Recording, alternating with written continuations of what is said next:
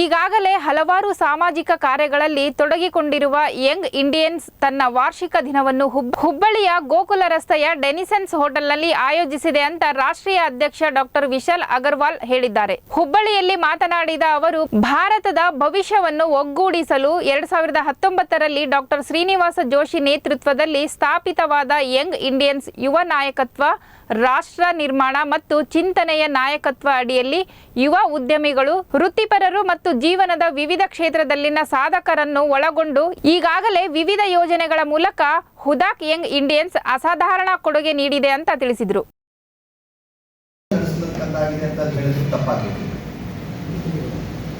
2002ರಲ್ಲಿ ರೂಪುಗೊಂಡಂತ ಈ Young Indians ಈಗಾಗಲೇ 66 ಶಾಖೆಗಳಲ್ಲಿ, ಈ ದೇಶದಲ್ಲಿ 66 ಜಾಗಗಳಲ್ಲಿ ಅದರ ಒಂದು ಸ್ಥಾನವನ್ನು ಬೀರಿದೆ.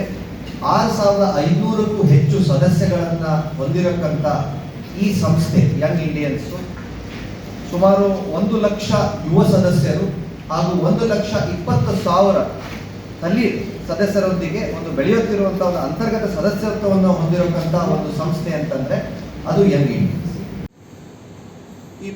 ಈ ಮೂರು ಮೂಲಕ YI ಪ್ರಮುಖ ಭಾರತೀಯ ಯುವ ಸಂಘಟನೆಯಾಗಿ ಹೊರಹೊಮ್ಮಲು ಮತ್ತು ರಾಷ್ಟ್ರದ ನಿರ್ಮಾಣದ ಪ್ರಮುಖ ಪಾತ್ರವನ್ನು ವಹಿಸಲು ಸಜ್ಜಾಗಿರೋಕ್ಕಂಥ ಒಂದು ಸಂಸ್ಥೆ ಅಂತಂದ್ರೆ ಅದು ಯಂಗ್ ಇಂಡಿಯನ್ಸ್.